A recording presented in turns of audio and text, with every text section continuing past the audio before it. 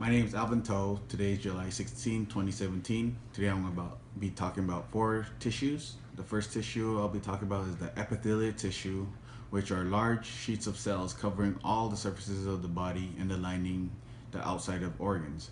Skin is not the only area of the body exposed to the outside.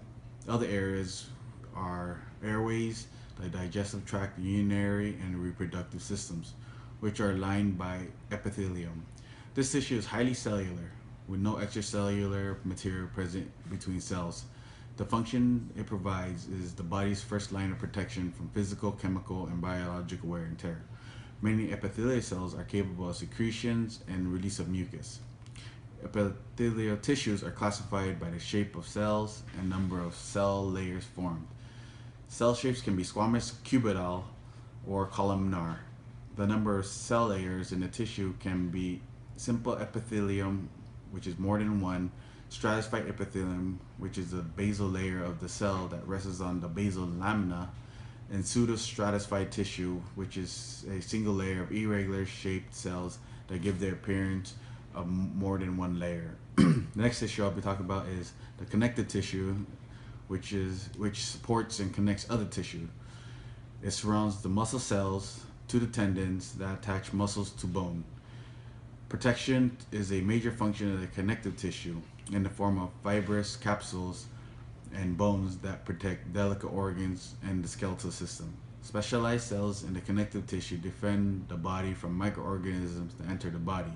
There are three categories of connective tissue, which is characterized by the ground substance and the types of fibers found within the matrix. The three are connective tissue proper, supportive connective tissue, and fluid connective. Connective tissue proper includes loose connective tissue and dense connective tissue.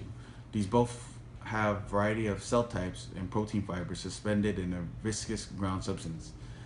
Dense connective tissue is reinforced by bundles of fibers that provide tensile strength and elasticity and protection. In loose connective tissue, the fibers are loosely organized, leaving large spaces in between. Supportive connective tissue is bone and cartilage, which provide structure and strength to the body and protect soft tissue.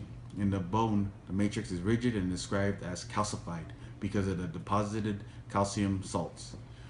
Fluid connective tissues are lymph and blood, which are specialized cells circulate in the watery fluid containing salts, nutrients, and dissolved proteins. The next tissue is the muscle tissue. It is characterized by properties that allow movement. They respond to stimulus. They are contractile, which means that they can shorten and generate pulling force. And when attached to between two movable objects, contractions of the muscle cause the bone to move. Some muscles movement is voluntary, which means it's under conscious control. The muscle tissue is classified into three types according to structure and function, which is skeletal, cardiac, and smooth. Skeletal function is a voluntary movement, produces heat, and protects the organs, which is located to attach to the bones and around any entry point of the body. Cardiac function is contracts to pump blood. The location is the heart. Smooth function is involuntary movement, moves food, involuntary control respirations, moves secretions, regulates flow of blood in the arteries by contraction, and the location is the walls of the major organs. And the last tissue I'll be talking about is the nervous tissue, which is characterized as being excitable and capable of sending and receiving electrochemical signals to provide the body with information. Two main classes of cells make up nervous tissue, the neuron and neuroglia. The actual nerve cell is the neuron. It is the conducting cell that transmits impulses and the structural unit of the nervous system.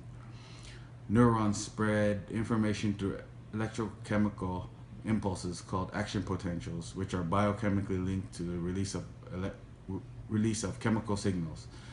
The other type of cell is neuroglia, which is also called nerve glue. These cells are non-conductive and provide support systems to the neurons. This is also capable of mitosis.